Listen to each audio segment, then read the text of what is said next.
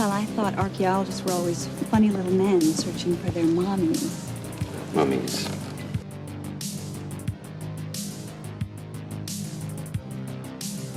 Hello, everybody, and happy Thanksgiving. Welcome to Hold Up, the show where we dive deep inside your childhood nostalgia, pull the movies from your past out, and decide if they truly hold up. In this holiday season, I'm holed up with Kyle and his lovely partner, Andrew. I'm his partner? Life I think it's partner. the other way around. He's No, my partner. We're life partners together. He's We the share. one who signed the No. contract that I wrote up. No, we both agreed that we would be partners. So it's not like a sidekick. Well, Batman first- and Robin aren't partners. Hey, Kyle, what's the first rule of improv? Always deny. Exactly. Good on you. Good on you. That's good Thanksgiving knowledge, though, teaching people like improv and the first. Yeah, we rule. won't be doing that on this podcast because there's too much contention. We won't be providing any Too many information. deniers on this podcast. I forgot this podcast was about improv. Yeah. That's my bad. I feel like this podcast is just a bunch of nonsense that no one listens to. I would just agree. kinda Well, that's why at we this- do it. At this point, we're just listening to ourselves ramble about listening to ourselves. This is kind of like our therapy session where we Meta. just like release, you know? Well, there's all a this, like, release, all right. pent up anxiety and Yeah. tension and people, you know, not showing up to their classes and things of that nature. I'm glad to be reminded of that. Thank you. Speaking of pent up anxiety and nature, we're going to talk about Temple of Doom today. Oh, Nice segue, Chase. Yeah, you saved us right there. Wow. I was waiting on it. But before we dive headfirst in, Kyle, it is the Thanksgiving season. So describe your mood as a Thanksgiving food. As a Thanksgiving food. Yeah, I think that would be fun for all the people involved. And if you're listening and you like Thanksgiving food, I don't get it, but you know that's me. Well, you can go ahead and fuck yourself up a tree, friend. Okay? That's Because aggressive. I don't think you understand the joy of Thanksgiving food. But there's always a couple foods. So I'm like, energy today is like if your whole family fucked everything up but the cranberry sauce and a pumpkin pie, and that's all you had. Those are my two least favorite Thanksgiving dishes by a long shot. I think pumpkin pie is the worst I thing. was so worried. I thought you were going to say you like cranberry sauce. And I was going to be like, yeah, you fucking would, loser. No. That makes me really happy. Thank No, you. It's no. pretty awful. Cranberry that's- sauce yeah. is always made for your grandparents. My mood is if everybody fucked up everything and somebody dropped the turkey on the floor and it got everywhere and the stuffing was burnt and the mashed potatoes were just liquid. Burnt stuffing. And burnt stuffing. Oof. And then all you had to eat was pumpkin pie and cranberry sauce. It would ruin the holiday for me forever. I would never be able to come back from that.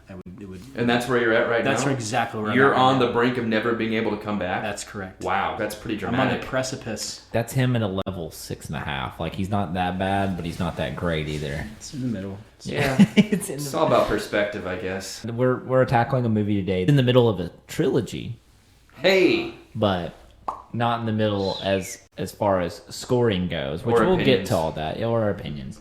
Temple of Doom.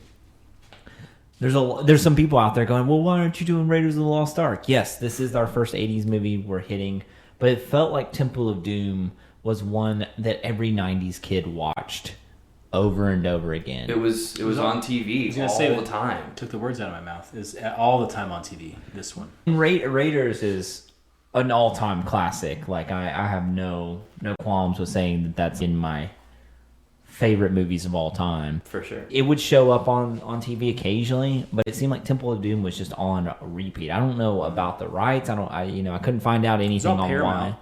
Yeah, and it's not. Paramount and 20th Century Fox. This was the mid '90s when we were watching TV a lot, and it's not like Temple of Doom was that close to the '90s. It was '84. It was 10 years, right? So Yeah. I remember seeing this like when I was 6 or 7.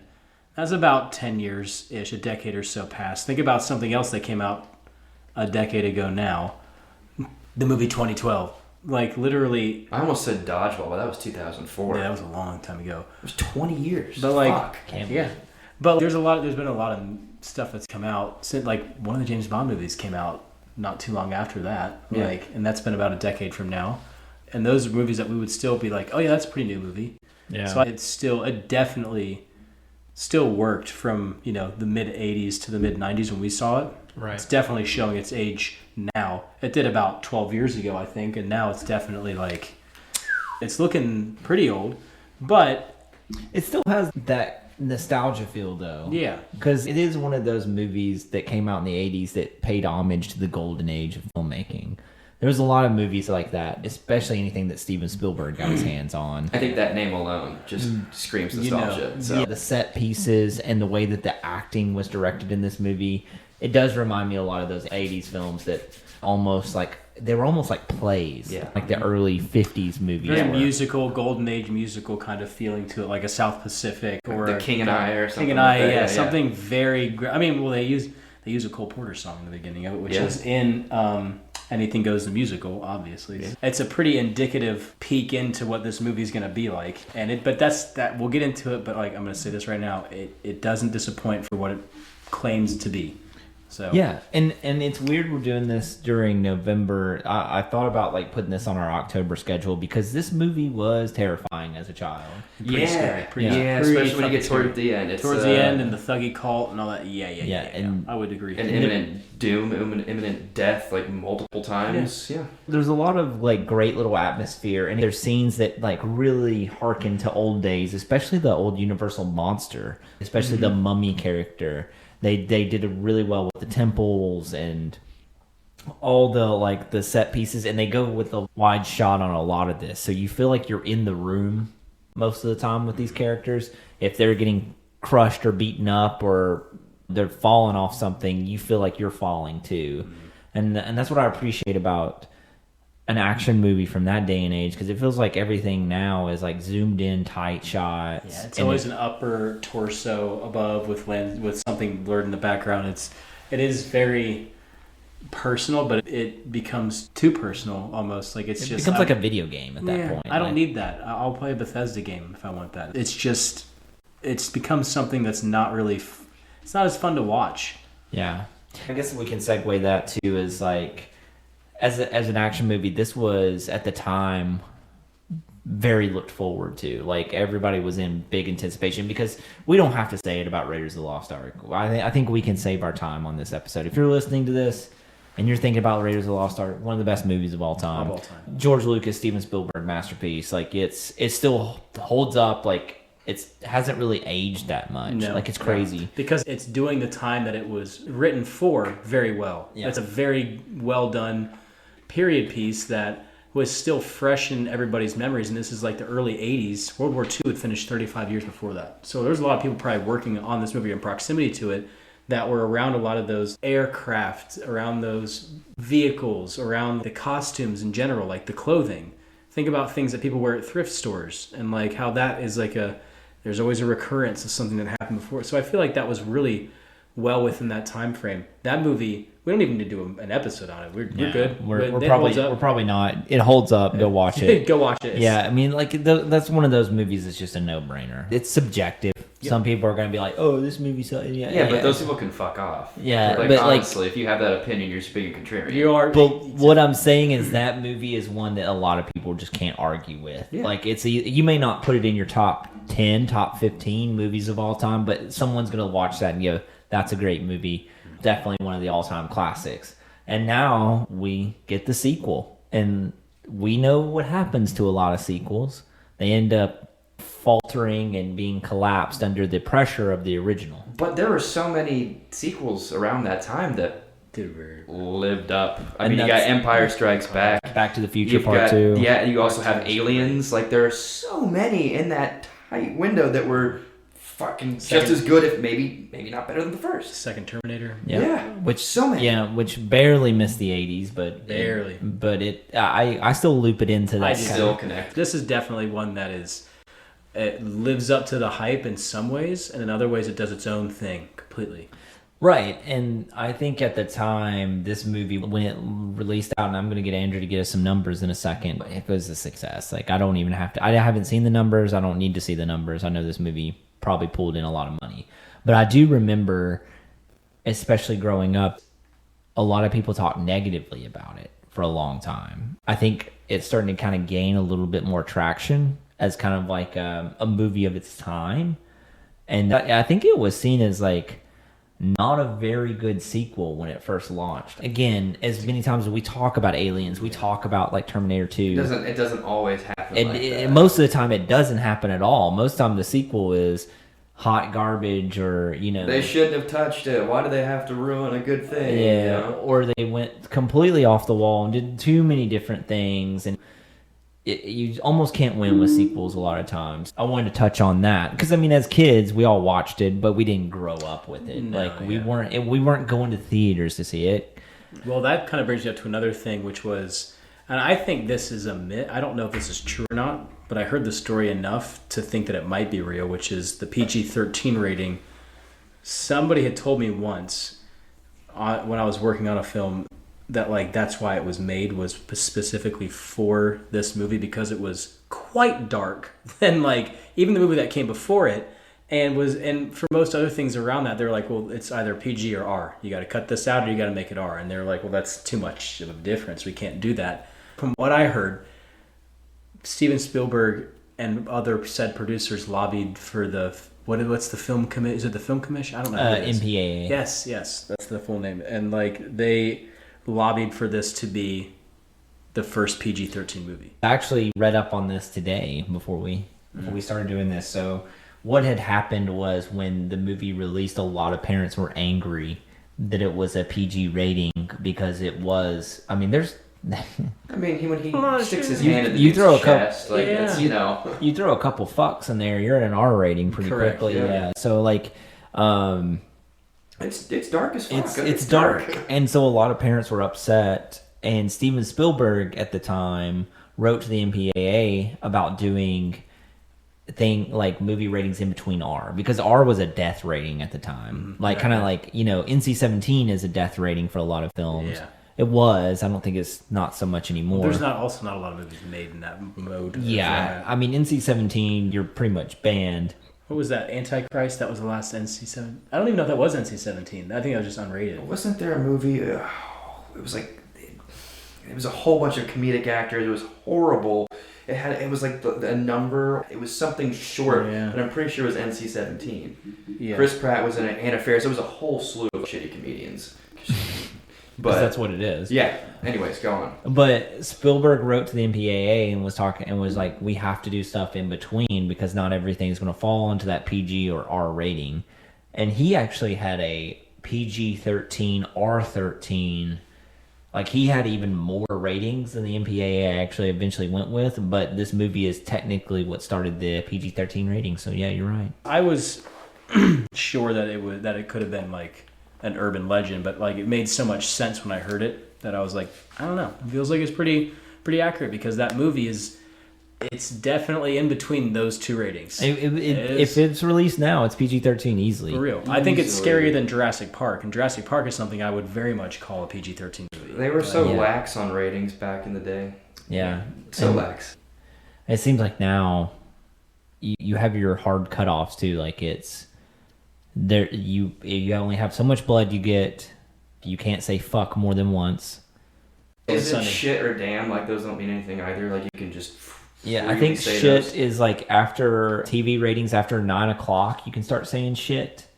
It's weird little stuff now. That leads us. So Andrew, what did this PG-13 movie do at the time? Oh, we have some juicy numbers. I feel like we got some plumpers. All right, so I'm sure we do. Budget was $28 million. Cool, $28 million. Especially in the 84. Yeah, 28 million. Yeah, that's a big. That's a big budget. No, that's the budget. Oh, the budget. Oh, now, shit. do you want to guess what domestic opening brought in? I'm gonna guess conservatively and say 80 million. You might want to go down a bit. But opening weekend. Domestic opening week. I think it made its money back in opening weekend. I think 35 million. Almost 26 million. 26 million. Well, that's a great opening weekend if your budget's 28. Yeah. Wait, weekend or week? It just says domestic opening, so I would imagine just probably a weekend. The weekend, yeah. That's a lot of money. Could be week, could be weekend. It doesn't specify in here, but again with an 84 lens on it too. That's But a big budget, and that's a big opening weekend. They made everything back essentially within that first week, which is great. And they knew they were going to be reeling in from there on out. So I'm going to guess that this movie probably hit the upper 300 million mark. You'd be correct. I wouldn't necessarily say upper, but it's north of 300 mil. Nice. So that's worldwide. That's worldwide, of course. Domestic altogether was 180 million. International 153 million, and then worldwide 330 333. Yeah, 333. Damn. Which is So pretty impressive. Which Very means good. we greenlight a sequel. Yep. Absolutely, we do. We make this sequel the some people would say the best. That's just like swimming in money. That's dropping the bucket. Generational money right Dropping there. the for real. Well, that's why Harrison Ford, good old H boy, H guy. H man. He was the highest grossing actor in Hollywood of all time up until he got divorced from his wife because of movies like this, Star Wars, Tom Clancy, and others. All those early 90s. And yeah. Y'all want to guess what the highest grossing film of 1984 was? 1980, the highest grossing? Yeah. Because Back to the Future good was question. 85. And I know Back to the Future did a lot of damage. I don't know a lot that came out. Give you a hint. it's Classic comedy, in a sense. Yeah, it's a comedy. A comedy. Breakfast Club? I mean, no. That's a good guess, though. Think, what's the Improv Chicago group? What's the name of them? Do you know? I know. I'm trying to think. Second City. Second City. Jesus. Think Second City.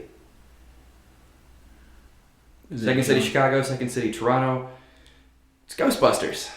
Oh, that makes a lot of sense. See, that's something I would classify as like a sci-fi, Wow. not a comedy, But but it is a I mean, comedy. it is a comedy. It is a comedy. Not There's denying. so many dudes in that that are just some of the greatest comedic actors you've ever seen. So And I'm a huge Ghostbuster fan, Yeah. but I didn't think it would have been the highest. I grossing didn't part either. for it. It's, That's a fun fact. yeah, that's. But Bill Murray was on a heater at that time. for sure. Absolutely. So, yeah. Better than the last movie we saw him in that we haven't talked about my yet. God. You've already listened. Now I want to make a correction here because that's just domestic gross. If you compare it to international, it is of course Temple of Doom, because I think Temple of Doom knocks it out of the park internationally by another 100 million, but domestically, Ghostbusters. I know a country it didn't knock it out of the park in. What's that? Temple of Doom was banned in India. India, I was gonna say, it has to be. Wonder why? It no longer is it banned, but at the time, Sure, they don't sit down and watch that casually for fun. They It's were probably very offensive as well.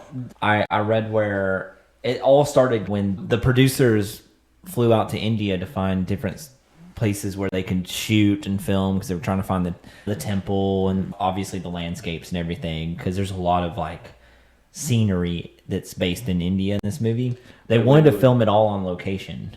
I thought so. And when they got there, India, kind of lowballed them, wanted more money, all this other stuff, and then they found out about the script and kind of nothing really worked. And so they banned them from filming there. And so they had to move everything to offset, and they had to move everything to like more stage design. Didn't they go to Sri Lanka for a lot of Went it? to Sri Lanka for a little bit. Now, there are a couple of scenes that are filmed in India, and they did like the castle, I think, was filmed in India. That makes sense. But they did a frame painting behind it too, so that they could redesign the world around it. So they're not like saying, "Hey, technically we filmed in India." So a lot of shady stuff they had to do to just get this movie filmed. When the government saw it, they were like, "This is an absolute disgrace to Indian culture. We can't do this." Yeah, and boy, are we gonna get to that. But they banned it for a long time, and then since then they've eased up on it. But it is, I mean, when you watch it now through this lens, you're like, we would have never gotten that as kids. No. So, well, it's no longer banned in India, so maybe there's some peace amongst the Temple of Doom fans there. Maybe we got some listeners. Well, are we ready to do it? Are we ready? Let's to go. do it? Let's go, baby. Let's go do it. Guide us. So, Kyle, this movie opens up, and I don't know, I get a lot of familiarity here with another beloved character who also doubles as an agent. There you go. Yeah. Yay! A very James Bond-like intro here. The suit really gave me James Bond vibes, which I think Spielberg did that on purpose too. I think he said that he really loved the James Bond movies, and he was supposed to work on a James Bond movie at the time, and it didn't work out. And Temple of Doom and the Indiana Jones series worked out, and that's how he was going to make his version of James Bond. Well, I feel like Harrison Ford has the suave to He pull would something abs- off too. So Absolutely. like 100%, he deserves that. You know what I mean? Absolutely. He would. Yes, if there was ever an American James Bond allowed, it would have been Harry Ford. So, with his nice, lovely James Bond suit and suave mentality, where are we? Well, you've missed the opening though, because that's the Cole Porter rendition of Anything Goes. Anything Goes. Yeah. And that is one of my favorite parts of the entire movie because it completely puts you in one world, and then not even 10 minutes later, you're in a completely different world. And the lighting's different, the people are different. Like, it does location change very well so that you believe it, because there's a lot of unbelievable things in this movie that you kind of have to be sold on. And it really sets the stage for that early by making that so different.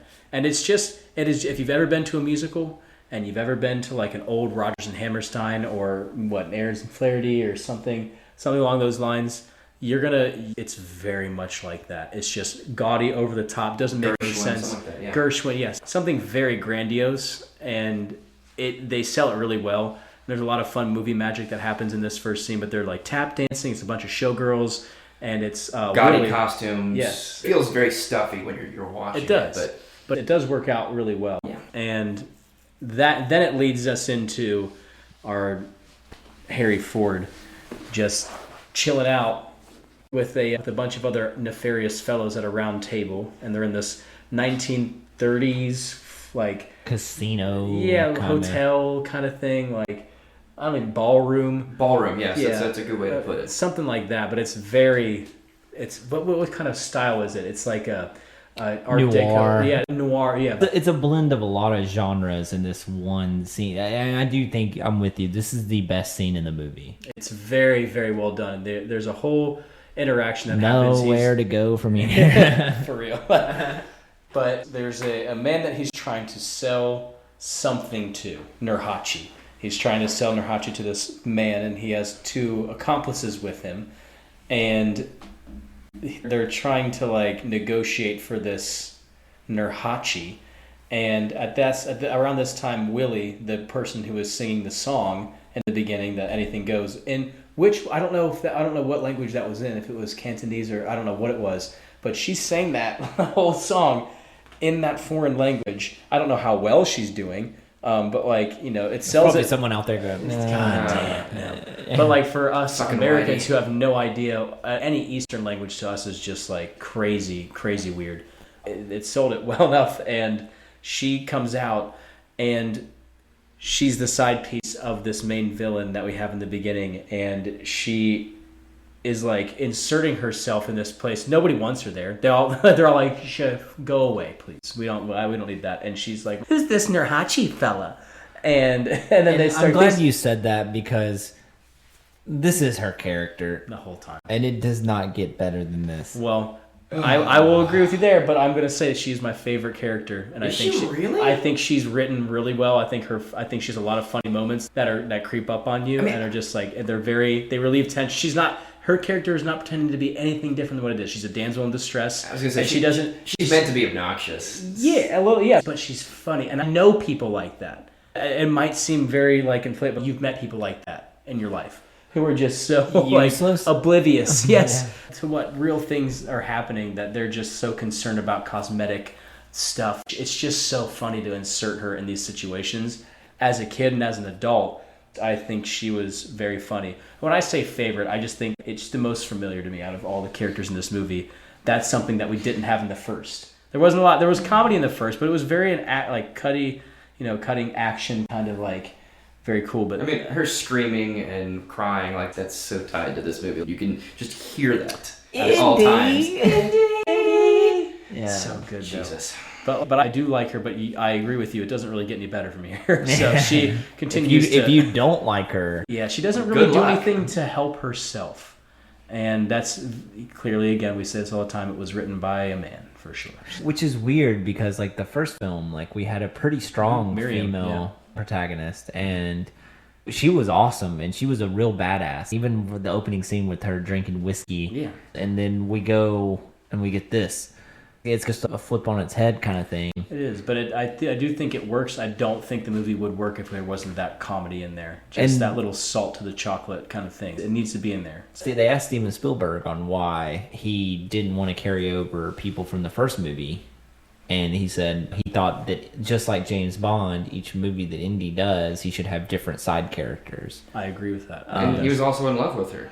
So Spielberg was, yeah. Yeah. That's his wife. Is that? I don't think I think I played that up wrong or incorrectly when we were speaking about it earlier, Chase. But that is his wife. They're still married. Yeah, they're still married. But they didn't get married until like 7 years after that. I think he was going through a divorce or a breakup. So I'll go ahead and segue here. This movie's really dark. We talk about it, and we'll get back to the blow by blow. I'm sorry we're dragging this one out, but at the time when they were talking to Spielberg and Lucas about this movie, Lucas was going through a divorce and Steven Spielberg was going through a breakup. And so they were both in a really dark place and very hateful. And they both say that's why it's so dark. They say this movie is a product of where their hearts were, their minds were. Yeah, where they were at the time, which, my God. Jesus Christ. Yeah. So they have their back and forth. They're arguing over like a diamond. I'm trying to remember the first scene. I was kind of in and out. They have this little turntable on the table that they're on, so it's like a little, you push on it and it goes around to one side or the other with something on it. He puts the money on one side, puts the nurhachi down, and then they rotate it so that the other person has what the other one put down. And they try to pick it up, and things start getting weird because they toast, and they think they have a deal. They think they do. And they toast, and Indy ends up he's poisoned. Yeah, they trip a little bit of that Grandpa's extra stuff. Yeah, the blue stuff. Who knows what that is? It was just moonshine. He just wasn't able to handle it. It was that Southern Kentucky moonshine. Maybe it was cone shell venom, cone snail. It was just Mountain Dew and crab juice. Yum. Yeah, Jesus Christ. But whatever it is, he drank it unknowingly, and so they have this little laugh. The villains do, and he's like, "Can you do that laugh?"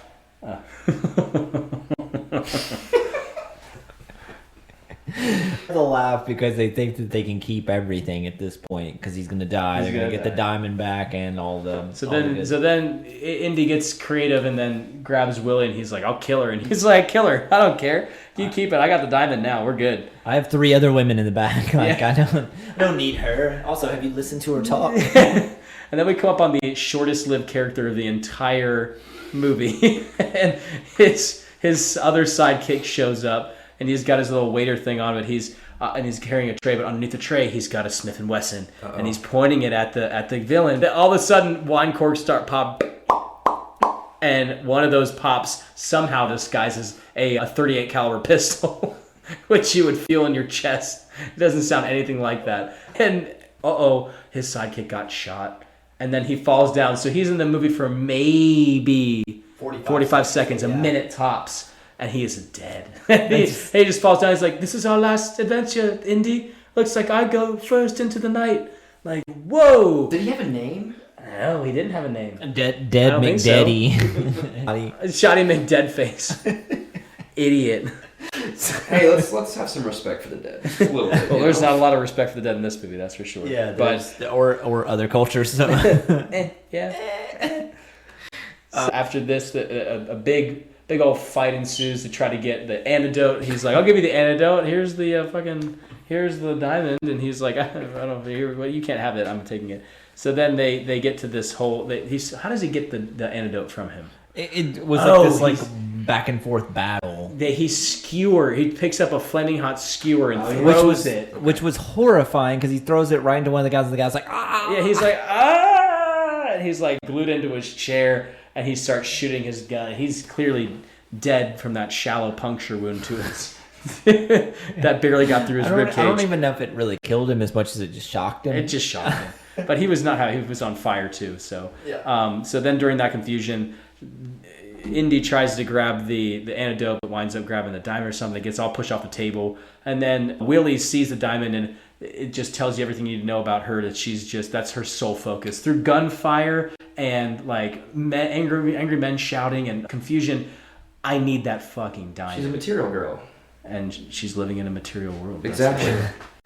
He ends up getting the antidote, right? And they're like, and he grabs Willie, and they ended up making their way out. And are they in Sri Lanka? No, they're in like Hong Kong or something. Hong Kong. Yeah. Now this car chase happens. Oh, yes. Great car chase. They jumped out of the window and they went through progressive, what was it? Like awnings? Yeah. Which they tested on Mythbusters, and they were like, yeah. No, that works. You'll fall off at a certain point, but like it'll slow you down. Yeah. So like, okay, cool. But we come to our my favorite character. I know I said Willie was my favorite, but the one I related to most as a kid was Short Round. Short Round is my absolute favorite. I love that kid. I can't say how much I love him. Or what's his name? I can't remember his name. No. He was in a lot of 80s movies. So and Take that back. I have to get his name. It's Ke Kwan. Ke Kwan. You not love that man. And while we're on his character, because his character's now introduced, and he's like basically the driver of this vehicle, this like 5-year-old. Hey, what's his backstory? You know? So, we haven't. We don't get one. we get one later on. Indy mentions it, but the kid that auditioned for it, his brother was actually auditioning for the role of Short Round, and I didn't know that. That's crazy. He was reading for Steven Spielberg, and. Oh, his name's Quan, right? Ke Kwan. Yeah, so he like was off to the side telling his brother what to say. And the casting director noticed it and he was like, that kid's pretty good. Let's get him to read. And he ended up reading and he didn't know what he was doing. He didn't know anything about Raiders of the Lost Ark, didn't know who Steven Spielberg was. Really His brother did know, and his brother was like super nervous, but he wasn't nervous because he didn't know.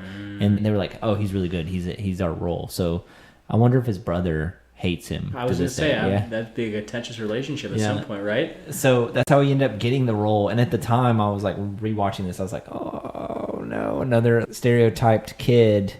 But I think that this is that kid's accent, and I think this kid just doesn't really speak English that well. And that's like because he was born in Vietnam, but was Chinese. After the Vietnam War, his family was moved to Hong Kong at some like refugee camp, and then he was welcomed into America through some program and got American citizenship in like the early 70s or late 70s. So this one checks out. That is that kid. That's that kid playing the kid. So like he's not playing a stereotype. So we're good there. And I really and thoroughly enjoy, like Andrew said, like he's one of my favorite parts of this movie for me. He's really funny. Love him. When I was a kid, I was like, I want to be that. I want to be him. And then he went on to do the Goonies and have a great career. Like, I mean, what a way to start your acting career. Yeah, so, exactly. And by accident too. Best way to do it. That's the way to do it. Some of the best actors don't know what they're doing. And then he won an Oscar like 2 years ago. Yeah. So basically, they're in this getaway mode now, trying to get away from all the. I don't know how all these people can afford all these henchmen. Like, he has a can you lot. think about the payroll on this guy? Well, I mean, Elon Musk and Mark Zuckerberg are good, right? I think they have 6 henchmen. I think they have an army of people. Yeah, whatever. He gives me a couple of dollars. Elon has I'll drive a car, a getaway car. I'll do whatever. I'm poor. Give me some money. Patreon. Subscribe to our Patreon, $1 a month. It's one lump sum when you're done. You don't get it beforehand. Worth it. They get away and they make their way to an airport. They do, and there's an airplane waiting for them. And who greets them, Andrew? who greets them? Yeah, who greets them from the airplane? It's SNL. Think Chicago. Oh, it's Dan Aykroyd. Yep. Yeah. Dan Aykroyd. Duh. Yeah. This motherfucker just comes out of there and it just starts talking to British dialect. I'm like, yeah, I'm sold. I love this. This is great. Indiana turns around and there's this guy pull up and it's the villain from the beginning with his henchmen, and he goes, "Nice try, Lao She." And Indy says that to him, and he gets onto the plane and closes the plane door, and it says Lao She Air on it. So it's getting onto one of his planes, so good job. But funny. That's funny stuff that we didn't have in the first movie. Right, it's very clever. Very clever, very fun writing. Like, it's not pretending to be anything crazy. It's not pretentious. And it's just fun to see Dan Aykroyd just do like a random cameo. Random cameo, especially at that time, like, because I mean that's same time as Ghostbusters. Yeah, it's a peak of his. I wouldn't say peak, but like maybe the height of his career. Yeah, maybe. I mean, getting there. Yeah. I love Dan Aykroyd though. Like I have like a soft spot in my heart for him. Absolutely. I think he's actually legitimately a good dude. Do you have a hard spot in your heart for him? 6 to midnight. So they get on the plane. They think that they've made it away scot-free, and Indy's taking the antidote for the poison because it was rolling around at some point. He grabbed it. I can't remember how he grabbed it. He grabbed it. I can tell you exactly how he grabbed it. It was she put it in her cleavage, and he went to go get it out, and she goes, oh, Dr. Jones, I'm just not that kind of girl. That's right. Yeah. Which is a lie because we found out later. But for real, we found out later. She drops it in the car. He goes to get it, but drops his gun in the meantime because he hands her the gun, and he goes, where's my gun? She's like, I dropped it and I broke a nail. And you're like, oh, we get who you are. Why did you bring her? But leave her. That's how we got it. So he did get it. He drank it, and then we fast forward back on the airplane. And at that point, like Short Round, Willie, and Indy are all asleep, and the pilots get their devilish look in their eye, and they eventually, basically, jump from the plane. They dump the fuel, and they get up with their parachutes on. And they go, and they open the plane door, which causes a light breeze, and they're going over the mountains in the Himalayas, the tallest mountain range in the world, like in Nepal and all that, yeah, and which is 26-some thousand feet or more. I mean, that's you're getting into the atmosphere, lower atmosphere, I think, and if you're on a plane and you did that and you opened it up, granted those are pressurized, it's cold as fuck. And it's really loud. You're gonna die. You're gonna die. There's gonna be some suction out of that, especially those planes. Maybe they weren't pressurized, so that's that. So if they're not pressurized, but it would have been more than the light fucking breeze. Yeah. And Shorty would have flown out. He would have he would have gone. It would have been very apparent. They sleep through them opening the doors. So this is one of the areas where I'm like, fuck me. All right. So they wake up, see that there's no pilots, and the plane is still careening. You know, it didn't just immediately do a nosedive or anything, which I don't know anything about, planes and all that. I know they have autopilot, but I don't think they had them back then. But I don't know. Yeah, I mean maybe they did. In the 30s. We'll give them a little. The heydays of aviation. Maybe tied a bungee cord around it. I don't know. So the plane is somehow skidding, and then they wake up and Indy realizes that they're in big doo doo, and they took all the parachutes with them. Yes. So there's no parachutes. There's no way this plane is going to crash. It's out of fuel, and he does not know how to fly a plane. So, Andrew, do you remember what kind of plan that they devised? They get the inflatable raft or whatever, the emergency inflatable raft, and just jump. Yes, that's it. They just jump, and then they're so close to the top of the mountain that they just gradually or casually fall on the snow below and slide down the mountainside as the plane crashes into the mountain. Yes. Yeah.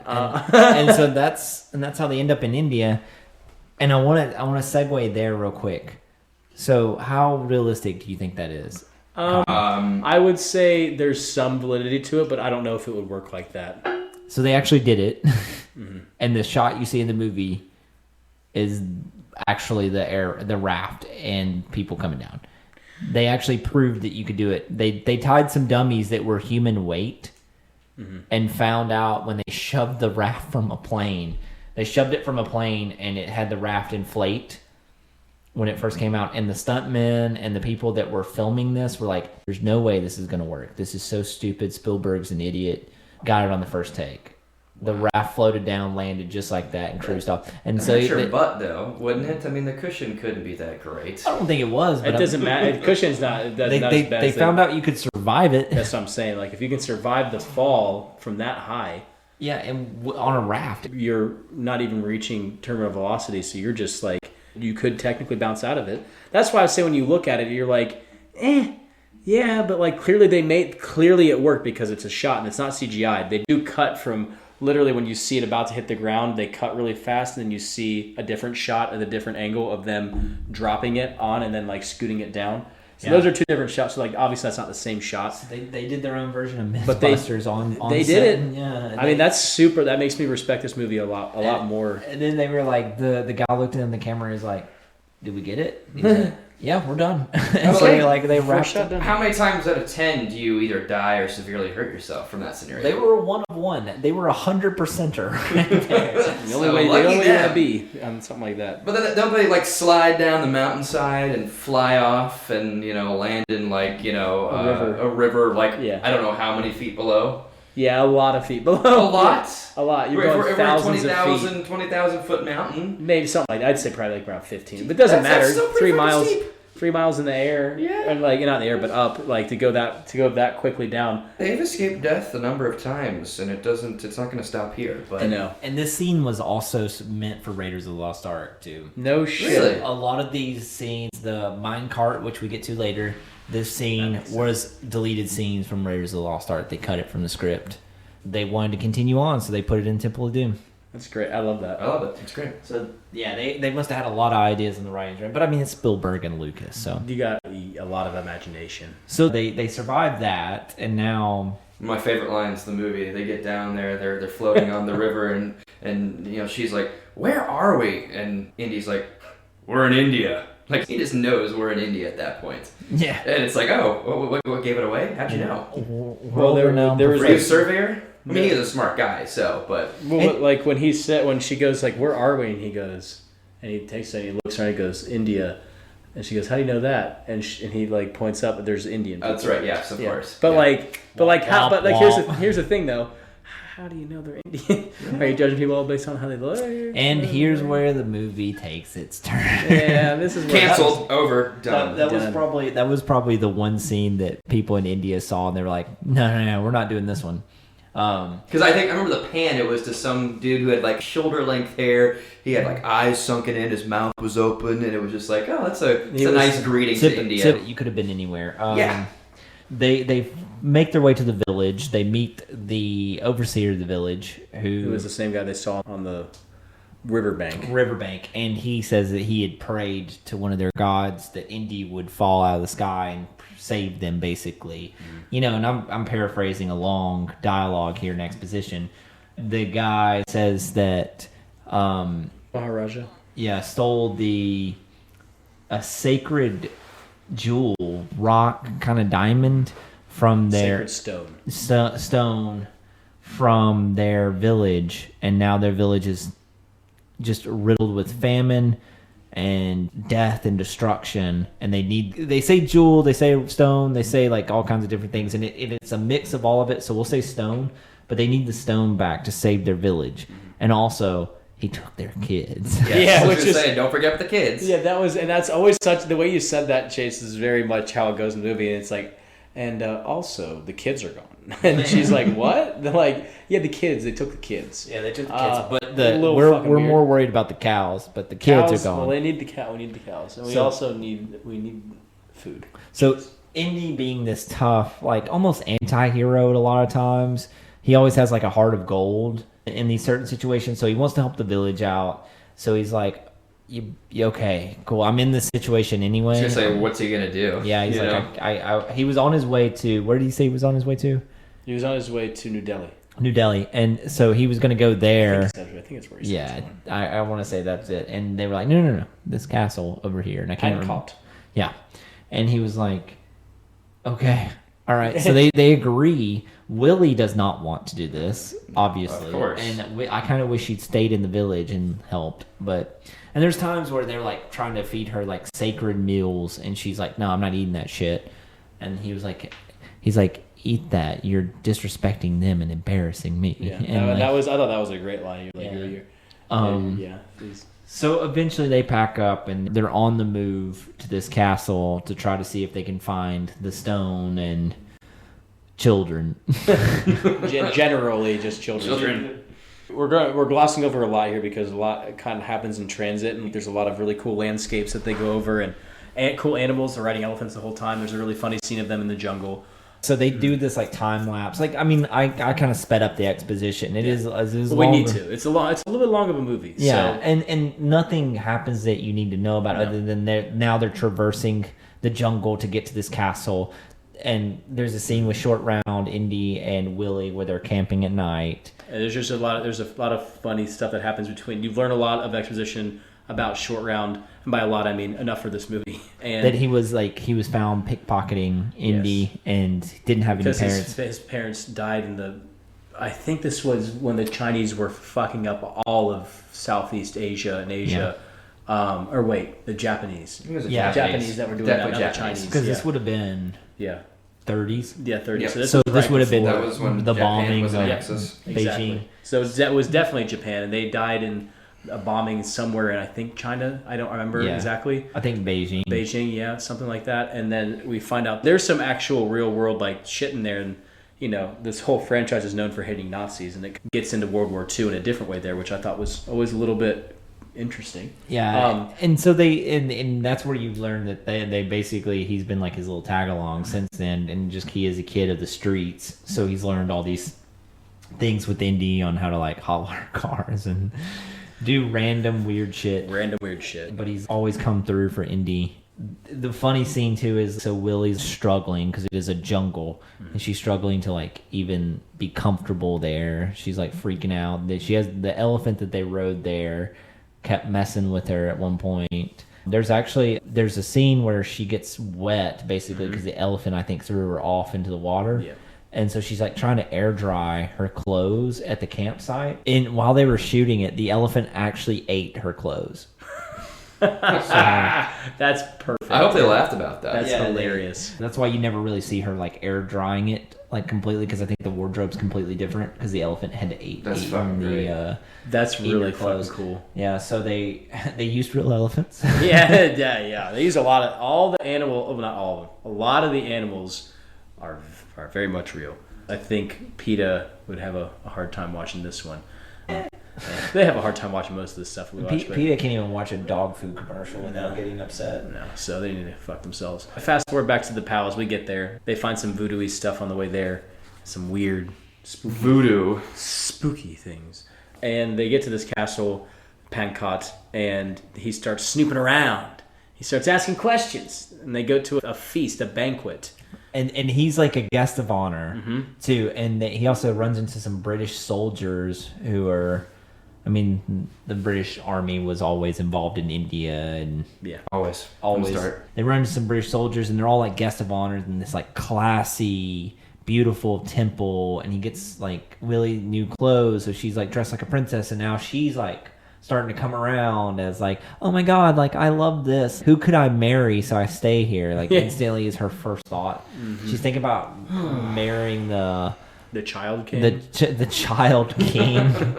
She really wants to get in it. Yeah, she's just like- trying. She's thirsty as fuck. She doesn't know it's a child yet, but she's like, who's the prince, the emperor, whoever it was? And she was like, and does he have a wife? Has he taken a wife yet? And they were like, oh, not yet. And she was like, oh, he just hasn't met the right person yet. He just hasn't. Well, maybe it's because he hasn't found the right one. And Yeah, they it's serve her not the you. food, the nasty ass food, Yeah. and then she completely changes her. Yeah. I remember this scene vividly as a kid. I don't know, like It was gross. It is a gross kind of dark scene, and I think those type of scenes stick out with you as a child when you watch movies like this.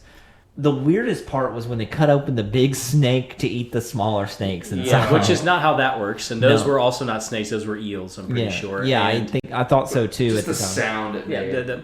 Ugh. And it's just, and they were crawling all over the table. There was Yeah. no like, I don't think snakes are viviparous. I don't think they give birth to live young. no. I think they're. No, they have eggs. I think they're oviparous. I think. So, But regardless, they have that as I guess that was the appetizer, was like eel snakes.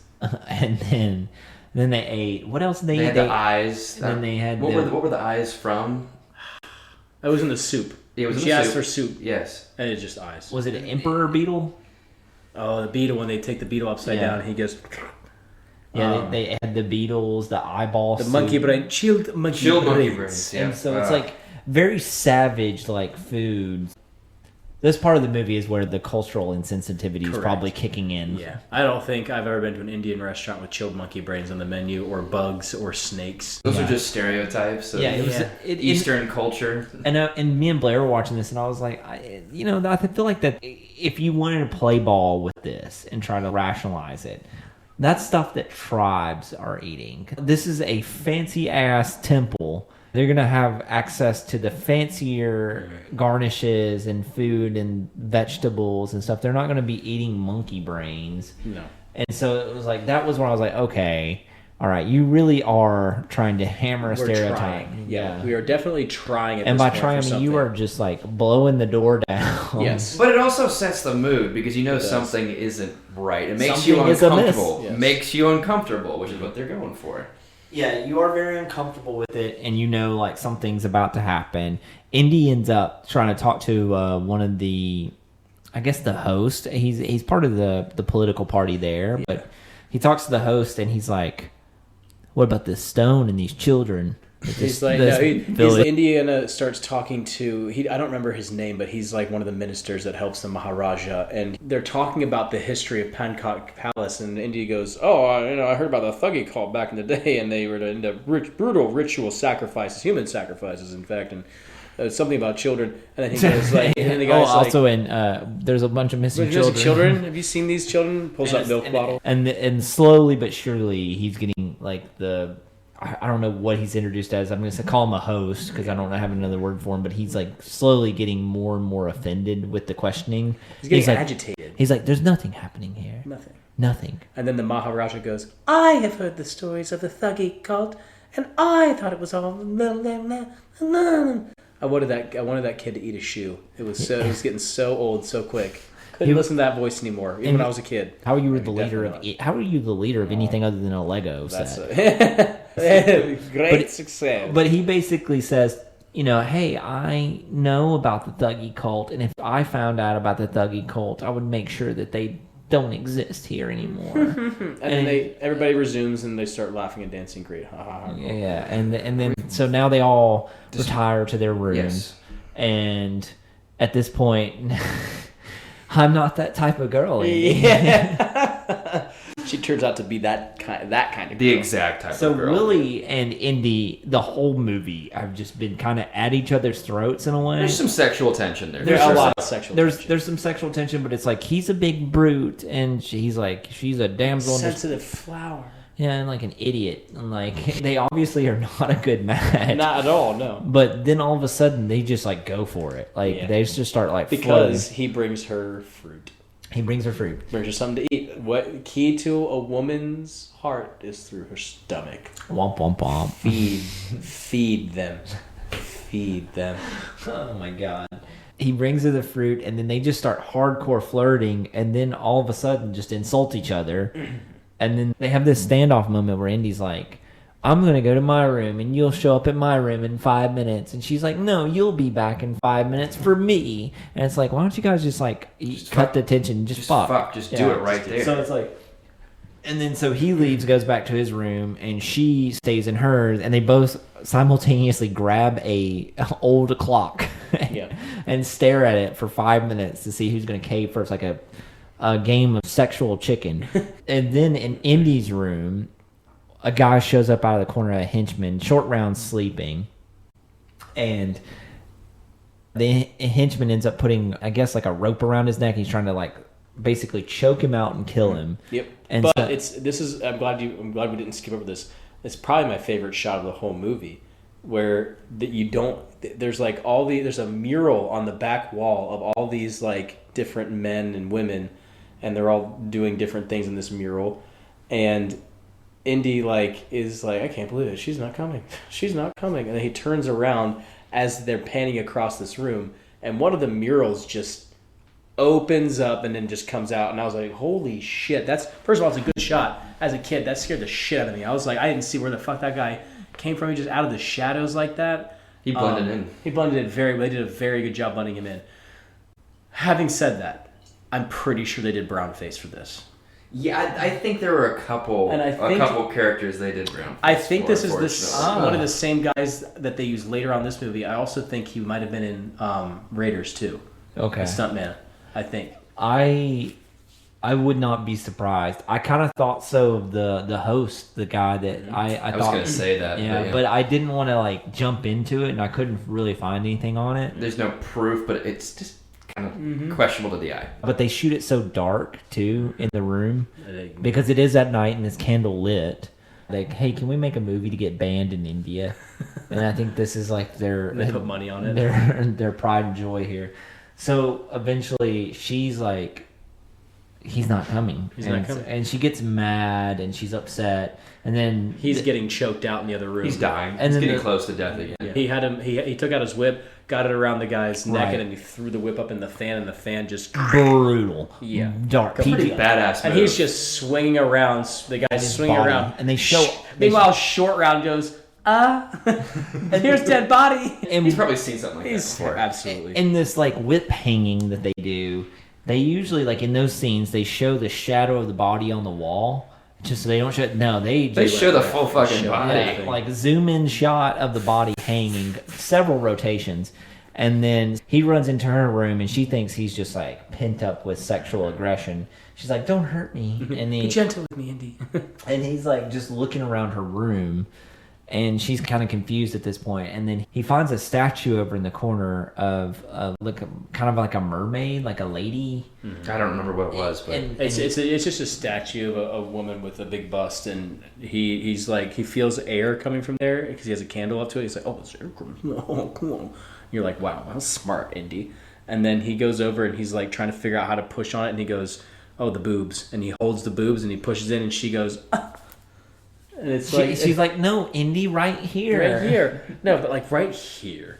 and he pushes it and opens up like basically a cavern into a temple, and that's what he was trying to find because he was like trying to find the hidden door that the assassin came through, and so now speeding along here, so this leads them into the deep dark depths of the temple. Temple Doom. And Before they get there, they have many trials and Many, tribulations. and Indy and Short Round almost died a All couple three of them times. almost died, I'm pretty sure. So Yeah, and at that's the where end I was of it. going to lead to. So right as they're leading through, Willie stayed in the room because he told her to stay back as they like went further, and Short Round just kept like, stepping on shit and moving shit. So He was they like, end "Don't up, touch anything." I listened to you. I didn't touch anything. and so they end up in this like room that's basically collapsing on them with spikes. Yes, So- Spike. Like, yeah, they get into this room and Short Round activates something because he stands against the wall, which India tells It's him a to trap do. room. He's like, yeah, I did what you told me to do. I did what you told me to do. So they're having this whole scene. He's calling for Willie to come in to help them, and she's like, I can't. There's too much. And at the beginning of this scene too, I was like, this room is collapsing quick. Might want to get out. You need to do something quick. He's trying to get through the tunnel to save them. She goes through the bugs and like all that shit to get there, and basically she has to put her hand into a hole and turn the release lever, and it's full of like bugs and Beetles shit and just Yeah. all sorts of filth. So Indy like forces her to do that. So she And she was hesitant. yeah, and she did it and saves them right as the last second, basically. She goes into the room, and then they are trying to get out, and then she activates the fucking thing again. So now nobody can help them, so they have to hustle out really quick. And then Indy does the whole, oh, I dropped my hat. I got my hat before the wall. Yeah, closed before once again. the wall crushes my arm. His hand should have been completely smashed. Just So- mangled. So this whole scene is one of Steven Spielberg's favorite scenes of all time. Really? Yeah. I do enjoy that scene quite a He bit. said he Very just well done. he enjoyed the comedic element Yes. of we went through all this shit of her saving them, and then she just reactivates it instantly. And they have to, like, he does say the vision of Indy grabbing his hat is the ultimate never leave home without it for him. They get out of there, and then they stumble upon this ritual cult happening in the Temple of Doom, which they don't call it that, but that's what it is. It's on the box art. It's fucked up. It's really so fucked up. They As have the dude in the fucking like man cage. Om where Nam he's- Shivai, Om Nam Shivai, Om Nam Shivai.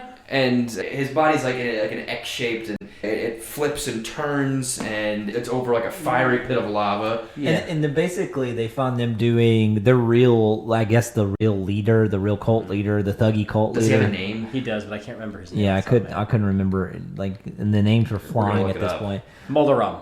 Yep. And he was doing this human sacrifice at this point. Where he reaches his hand. I had to turn away as a child. Yeah. I couldn't He watch He it. reaches- goes his inside his chest. chest, which again, let's just do it. We did it before. In no world that we live in or inhabit would that ever happen. No. There's no way. But we're suspending our beliefs. Absolutely, there's some kind of witchcraft involved where Here. They his stumbled upon some Yeah. culty temple in the middle of nowhere, India. Like, you know, Just terrifying. That's terrifying to think about. I still believe that way more than I believe that Godzilla could hide in the Hudson River. Jesus Christ. Thank you for bringing that up. My God. Or that they could burrow underneath the entire fucking city. He reaches in, he takes the heart out, and the skin like reconvenes in the Yeah, road. because re-heals. they're Yeah. using a lot of like Black magic. Witchcraft. which is Haitian. Is that really but Indian? Like, there's a lot of influence from what I understand from like the voodoo kind of side of things and like the Santeria. The Caribbean was such a melting pot, a forced melting pot, but a melting pot nonetheless of like African, Asian, some French, just the places that they recruited people from, aka enslaved people, and made them do things were from all over like the traded world, especially the spice trade with India and like, all that stuff. So there's a lot of those come to a confluence there, a lot of different beliefs that make different other beliefs from there, and like so I do think that there's probably something with it. Probably not how this movie portrays it whatsoever. Probably not at all. Probably not at all. Not the voodoo doll. Yeah, that was primarily what I'm talking about. And so, like, I know, like, there's a form of witchcraft in a lot of cultures. Like, I know Celtic, you know, the Wiccan. Yeah. Like, there is a lot of, like, stuff from that. You know, and it is all handed down from generation, no matter culture to culture. It's just different in each culture.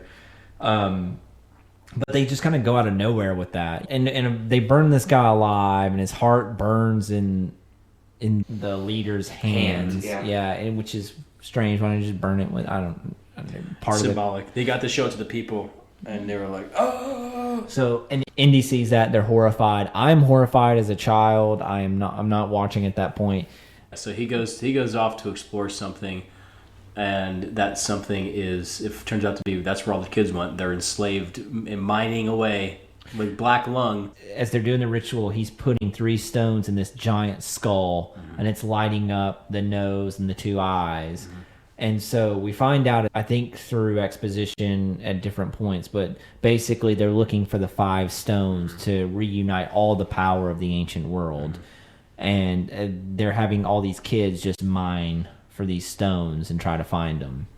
And they're succeeding because they have 3 of them. They stole one of them. And then the other 2 they found, I think he said later they found. He does grab one of those stones. Naturally grabs one of the stones. Those stones or one of the stones? One of the stones. He grabs one of them, right? The nose. He gets the rest of them later. But Yeah. But he grabs the nose, and then he just kind of is like, yeah, I'll take this. So then he goes through, and then that's when he finds the kids and everything, and he comes back up to the place where they're all perched up. Landing spot, whatever you want to call it. Yeah, whatever that is. And they all convene, and they're like, right, this is what we're going to do next. And they turn around, and there's all these henchmen waiting around with knives, and they get caught. Yeah. Do they have knives, or do they have like the sitar or whatever? Not the sitar. It's a guitar. What's the I don't know. I know what you're talking about. They had a bunch of the sitars. Eastern sword. It's a hand curved. sword. No, those are later. The ones that they have are the ones that are right here, and they bring So them out they're just like large daggers. I'm sorry, I want to go back to the centaur comment. So all I think is they were caught by like a polka band. So they get caught, and each of them has to go through their own trial. Willie she's just sectioned off. Who knows what's happening to Willie? Poor girl. Yeah, who cares? I mean, damn. But we do get to see Indy's and Short Round's point of view, and they're both being held in a cage where all these kids are. And they're like, I pray to Shiva. I pray to Shiva to let me die, but he will not let me die. And I'm like, fuck me. What has to be so bad that you gotta kill yourself? Damn. And he's like, they're gonna make you drink the juice. I don't remember what they say, but it's essentially this this liquid, this black liquid that just probably just poison. It's probably something that just corrodes the insides. Hypnotizes you in some way, but Indy gets taken away from Short Round, and Short Round is he's gonna be mining for the rest of his life now. Poor kid. With his Yankees hat on. His Yankees hat. Yeah, they didn't confiscate that. You can play ode to Joe DiMaggio for that entire time. Shoeless Joe. Indy he gets taken away, and they're trying to get him to drink this juice so he can be on their side. Is the best way I can describe that. It's like in a short way I can say. He refuses to drink it. They beat the shit out of him, and they whip the kid, and he's like, stop whipping the kid. Well, then drink it. All right, fine, but I'm not going to drink it. And then they just eventually hold his nose open, crank his mouth open, and they just force him this liquid. And then he's left in this room with all these candles, naturally.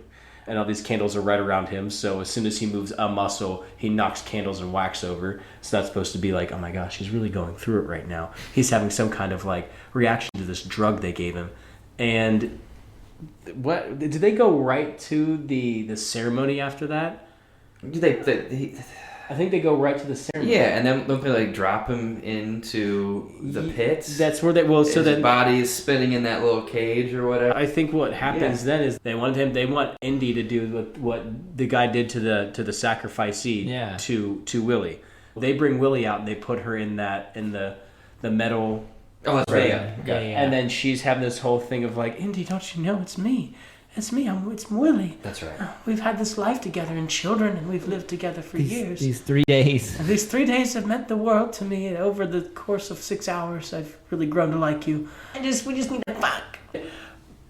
But she's put in this metal crate that they put this other guy in. It's like a cage. It's like a pancake cage or something you would toast up. That's a good way to put it. Yeah, it's very flat. It's very flat. It's very flat. It's very claustrophobic. You're very claustrophobic as a kid. And they hook her in there. And he's going to do the whole Molaram, Sugaram, and try to get her heart out of her chest. And she just like... Isn't he like saying the words too? Yeah, he is. He's Molaram, Sugaram. And he's saying that the whole time. And she spits on him and he goes, closes the thing, puts her up, hoists her over, and then just starts lowering her in. But that's when long story short round gets out of his chains and gets a pickaxe and just starts going to town. And he had some fucking moves. He was like doing spin kicks and shit and like fucking people up. And I was like, damn, that's like, I want to be like that. Like I want to, like as a kid, fuck me. I want to fuck shit up like that. Like that now. I could do that. Put on a fucking clinic. Rolls ankle. Short round saves the day. And I think in this whole movie, he is the one that actually saves everybody. Yeah. So he goes out and Indy is still in this other world and he breaks through the lines of all these 250-pound henchmen and just gets over to Indy and goes, Indy, I love you, I'm sorry. And he gets him with a torch and that the fire and the pain must have really woken him up because he goes, oh, I'm sorry, kid, I love you. After beating the shit out of everybody and tricking everybody, he tricks them and goes like, kid, it's me. Don't worry, it's me.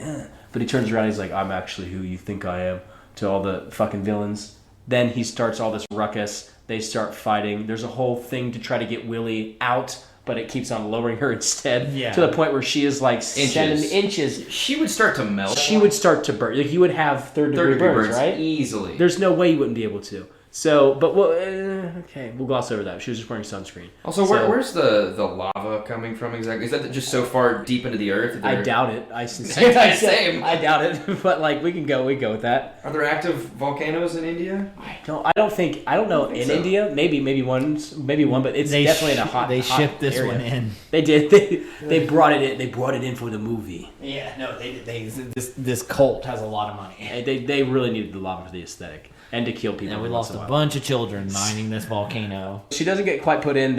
He wins the day. He tries to get Muller on the villain, but he just does this really creepy, like, I'm okay. You caught me. And then the floor literally eats him and he goes, and he like just like that. It's pretty. I know we're joking, but like it's not that far off. It's pretty like maniacal. He just kind of cackles like a witch man. It's very live and let die moment. If you've ever seen that wonderful James Bond movie, the only good Roger Moore. Great I'll Paul McCartney song too. Great Paul McCartney song. But at this point, is this when we go to? I think he saves the children at this point. He starts to save the children. Don't we have the mine chase, which is a great fucking. We're gonna have to condense this. So I think the most important scene out of all of it is two things. We'll gloss over him going in to rescue the children because a lot happens there. Was that before or after the mine? No, this is all like in this. It happens at the same like time. 15 minutes. Yeah, span, and it's just very condensed. A lot of really good action. We'd be here all night talking about it, but long story short, the score in this movie, John Williams again fits a fucking home run, and there's this whole like theme music to him going in to save the children and hyped me to fuck up when I was a kid. I was so fucking hyped because he had that one-on-one with that big dude, right? Yes. At this point, and to save the guy that was like 7'8", the guy that was like guarding the children. Yep. And that's the guy from Raiders of the Raiders Lost of the Ark. Lost Ark, So they end up having this fist fight, and Indy eventually kills him by pushing him into like this. He meets a Crusher. very Rock Crusher. timely death. It's horrible. horrifying. Also, the way that they show that is he gets underneath and he just disappears, and then all of a sudden, the other blood. side of this rolling cylinder, there's just a streak of blood, like a shit stain of blood. I'm like, I don't know if it looked like jelly. I think there'd be a lot of other stuff there. It's pretty horrifying. It did worked, work. though. As a kid, you're not Terrifying. thinking about that. Fucking scary as shit. Terrifying. And so then that's when he saves the children. They get in the mine car because they're racing to get out of this temple. They have the stone. I think they have all 3 stones. I think so. I think Because he put them in his satchel. He does have all of them. Yeah. It's a great fucking scene. It's a great though. scene. I It's love one it. that you should go watch. Words can't do it justice, but they. It's like out of a cartoon. It's like you're watching really- Scooby Doo. It really. I was about to say it looks and sounds like Scooby Doo. It's everything. But they in Diddy Kong personify it, Racing. make it real. It's believable. And it's not bullshit because it's not fucking CGI. I mean, a lot of it's movie magic for sure, and there might be a lot of I think there's a lot of stop motion in that actually made it into the movie. A lot of this is just to scale models, really good lighting, really good effects. I know a lot of people, like especially the kids these days, would probably say it's pretty unrealistic. But if you grow up on things like Scooby-Doo, things like the Flintstones and Hanna-Barbera kind of stuff, this isn't too far-fetched. That whole mine scene was one of the quintessential moments in this movie, and I'm interested. Yep. I'm very interested that they didn't use it for Raiders, but they used it for this, and it works out much better in this movie than I think it would ever fit into Raiders. So I applaud this scene. It was very well done. They get out. They essentially make it through the whole mine unscathed for the most part, except for Indy's poor foot that he has to use to stop the cart. Yeah. And then he goes, water, water, water. And then, which is a very clever line. It's a lot that happens with one line in 2 sentences. Is water, water, water. And he's trying to find water, and he gets in a little bucket, and he goes, and then all of a sudden he's looking up, and he goes, water, water. And there's the giant thing of water from right before then when they flooded the chambers to try to weed them out, the henchmen had. As a kid, I thought that was really funny, and I also, to this day, think that's probably one of the best bits of writing. You do so much with such a small line, and it's not pretentious. It's just good. Yeah. It's good writing. Yeah, and you don't need to say a lot. They narrowly escape death. They narrowly escape the water. They get out of a little hole, and they both take sides. They're shit all up on this mountain. It's nothing between you and air and opportunity. And so they're like high up there, avoiding the water shooting through. And eventually they find and crawl up to this suspension bridge. And it's a long ass, ropey suspension bridge. It doesn't look that old. No, it also looks until real. a short round almost falls through it. Yes. This looks like a very real thing that they made for this movie. For sure. They Yeah, definitely it did was that. a very real suspension bridge. Yes. So they're basically running across, trying to get to the other side of this, I guess, area, this island, and then they get cornered both ends. One by the leader of the thuggy cult, and the other is like a bunch of henchmen. So they're trapped in the middle of this Either side. precarious suspension bridge. The jig is up. Give us the stones. And then Indy gets this brilliant idea. Brilliant. This is the one that top-notch. really got me. He's like, short round, and he's like, and you He see says Indy something. like, He says something in Cantonese or Mandarin or something. and then he puts his leg under a rope. He ties his leg around a rope, and that was his hand too. He has his arm up with because he has a sword, and he's like, The so other he I think ties- is with the other arm. And so he ties his like just basically his leg. Short round ties his arm, tells Willie to hold on, who just grabs a rope. And I'm like, this is not going to work. Starts hacking at like the He main hacks line. at the bridge, and the bridge just cuts in half like with one, flawlessly. isn't it with one strike? No, he does it a couple times. He hits it like 2 or 3 Does he hit times. it 2 or 3 times? Just one side. It's not both sides. Just one side of the line. And then there's also the underneath part too. Yeah. That's all And connected just- with rope. But And it falls in sections and shit. And Halves, just like falls down perfectly. All the henchmen are dead. And brutally, might I add, you see bodies hitting stone and cliff. and there are crocodiles down below Yep. in the water. They're instantly eaten. Like, there's some hungry fuckers down there. And their side of the bridge hugs the wall. They're there holding on for dear life. Yeah. The leader confronts Indy because he's right there, and he fumbles the stones or something like that. The guy tries to do the heart thing on him, and he goes, That's right. nah. He has his hand on the stones, like in his satchel, and he starts saying this prayer, this incantation or something, this chant, and the stones start generating heat and lighting up, and then they start melting through the bag, and Molaram's like, oh, and he tries to catch one, and it burns his hand. And then I think Indy kicks him off or something. He just tumbles. But then he loses like 3 stones with them. Yeah, So but he saves the one. He saves the one. And then as he's falling, he hits the cliff, bounces off the cliff, hits an alligator, he gets eaten. So it was like brutal death. Deserved. He was a piece of shit. It was like Alan Rickman's death in Die Hard. It was like, you're like, oh my God. So he's out of the picture. They're able to climb up thanks to the help of the children, right? The children that they saved, weren't they like... No.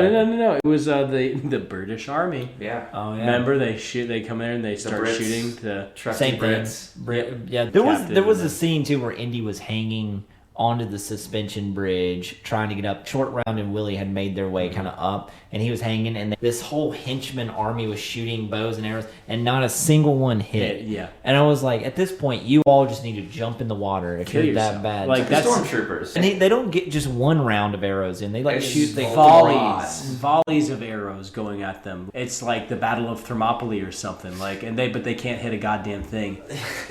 Like, So they all deserve to get shot. It wouldn't be fun if they hit anything. We wouldn't get the great ending. I would have loved, like, I think you could have added some suspension. No pun intended here. If one arrow just like went through his leg or something, and then you have like Indy maybe fall a little bit more, and then he takes the arrow out and just repeatedly prison stabs Molaram. Then after the British saved them, they saved the children. The children return. Indy returns with the stone. They put the stone back in its rightful place, and all is right with the world. And scene. That's the Temple of Doom. Yeah, we glossed over some good parts, but that's why you should watch it. Yeah, it's definitely one that I would feel comfortable saying you should just go watch it, because we missed a lot and we tried to hit the good stuff, but there's so much. There's just so much that we missed that you will catch up on. And that's the thing, is this is a 2-hour movie. We can't do some of it justice. We try to hit the high points of the stuff that we hate, the stuff that we really like. Stuff in the middle kind of falls in between, but that's why you go watch it. And sometimes come watch it with us. Overall, I really enjoyed my time with it. I haven't seen it in a while. We've all watched it as adults, I think. I think we kind of knew where this one was going. I was just going to wrap this up with some trivia. Do you guys know where Indiana Jones' name comes from? It's George Lucas's dog. That's also where Short Round comes from. What? And that's where Willie comes from. Willie is Steven Spielberg's dog. Oh, Short Round is a dog too? Short Round is a dog from, I think, one of the producers. So Indiana was Lucas's dog, and then Willie and Short Round were Spielberg's dogs? Willie was Spielberg's dog, Okay. and Short Round, I think, was a producer's dog. Would you ever name a dog Short Round? No, I would not. Because it's named that name. No, it has to be a weenie dog. maybe a cat. Maybe. It makes me want to see if the other movies, the characters are named after dogs as well. Maybe that'd be interesting. I think it's time for the moment that everybody's been waiting for, especially like they're probably waiting to hear this moment before they eat Thanksgiving dinner or lunch or wherever you Before eat they your dig things. in. Yeah, Yeah, before they dig in, they've been waiting for this moment. So Kyle, does it hold up? yes. Andrew, does it hold up? Yeah. I'm going to say yes, but I'm also going to say in a way. Because I do think that we have to preface this by saying this is still a movie of its time. The way that they handle Indian culture is... Leaves a lot to be desired. Yeah. It does. And that's the reason it got banned at one point from India. And if India at one point stands up and says, hey, this is culturally offensive, then, yeah, it's culturally offensive. But time does heal all wounds. Time and does. as this movie progresses in age, the better it gets. Yeah, I think this is one of those movies, again, you watch it with the lens of this is a product of its time. It's really good in a lot of aspects of it. It still has its moments where you're like, oh. But at the same time, I think, you can't put all those movies in those categories of I'll never watch. If you say I'll never watch this movie again because it does something offensive, then you're not watching a lot of movies. I think if we all understand that that's not what that culture is like, and we all understand that, like, going into it, like, it's offensive, and also that we respect that culture by realizing that, I think that's a little bit more effective than just completely banning that kind of stuff, because then you don't understand. You can't see examples of, well, this was kind of meant with a good intention. I don't want to say a good intention, but meant to not to be offensive, but wound up being offensive, versus this is supposed to be offensive, it is offensive. How do you delineate that, and how do you find other examples if you don't have them out there and you're not watching them to learn from the mistakes? I say it does hold up, but there's there's written characters, there's situations that do not hold up in this movie. I am firm on that one. But I think overall the movie does hold up. I think it is, if you remember it from your childhood, you'll have fun going down that road. The way it's shot is, I mean, you just can't beat the way that a Lucas or Spielberg film is shot, especially Spielberg, the way he sets things up, the golden age versions of it. They're using real sets. They're using practical effects. Even if you don't watch the movie for the plot and you kill all that off and you just watch the movie for how it's shot, it is a great time. And it will always hold up that way. I'm curious, Andrew, where does this movie stand today on IMDb? Well, yes, but I want to go ahead and give our scores, if that's cool, real quickly, and then I'll tell you what IMDb has. You give your score first. Okay, I'm 8.1. Wow, that's pretty lofty. Okay. Yeah. What about you? I was going to say 7-1, 7-ish, like that, around that range. I think that's where I stand. Because there's no way, it's not as good as Raiders. I mean, it's not even, really, there's not a whole lot that's close to Raiders, but like, you know, other than being another classic movie.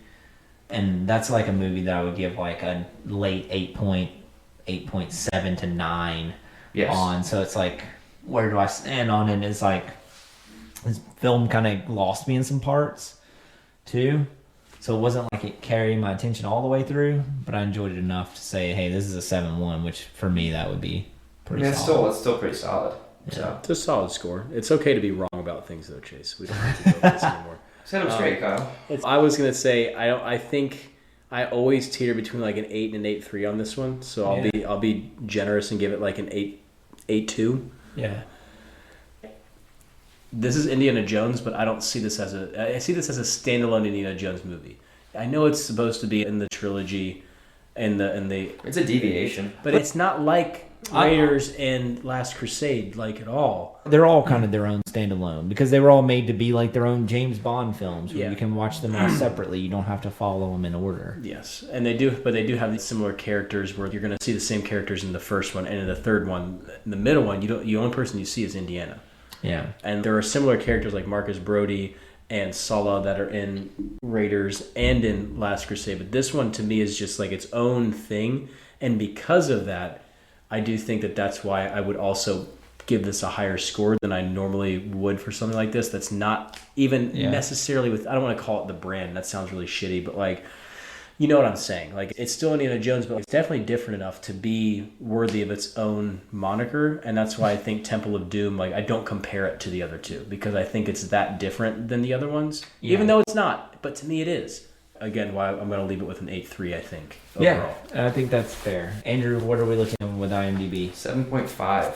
Okay. Wow. Okay. That's higher than I thought they were going to give it. I thought it was going to be like a 6. I was actually surprised when I saw it. I thought it would be like 7.8, 7.9, if I'm being honest, but I'm a little biased. For shits and giggles, what did they give Raiders? 8.4. That makes or sense. 8.1. Which, if you cross into the IMDb 8 category, you're hitting gold. Let's look. I think Raiders is 8.4. Anything over 7 in IMDb is considered, hey, this is a must-watch title. Raiders is 8.4, and then Last Crusade I think is 8.1. That makes sense. I would put those as equal. No, 8.2. 8.2. Okay, that's pretty close. Yeah, that's pushing a decimal point Seriously. there. I need to watch Last Crusade. Last Crusade. I haven't Last seen Crusade it. is my favorite. Very good. I haven't seen it since I was a kid. The final few scenes. That'll get you. When they're in the Petra, like, That's so good. Yeah, it's the incredible. city, what is that? The city of Petra? Is that what it is? In Jordan. So Yeah, there are so many parts of that just still work today that you're not going to have a time like you did with this one, or even parts of Raiders. It's just very real. And also just Sean Connery. Yeah. Sean Connery makes it. Well, there you go. While you're sitting there eating your Thanksgiving food, bring out the old rabbit ears, turn on the Indiana Jones original trilogy, and watch all of them. All of them. All of them, because it seems like they all hold up. So Get out your monkey brains for your Thanksgiving meal. Happy cranberry, everybody. Eat your juice. So happy Thanksgiving, everybody. Thanks for listening to Hold Up, the show where we dive deep inside your childhood nostalgia, pull the movies from your past out. Today we pulled Temple of Doom out from your past, found out it holds up. So I'm put it right there in your dressing. Watch it this holiday season, and we hope everyone has a happy holiday. Except for Andrew, he doesn't like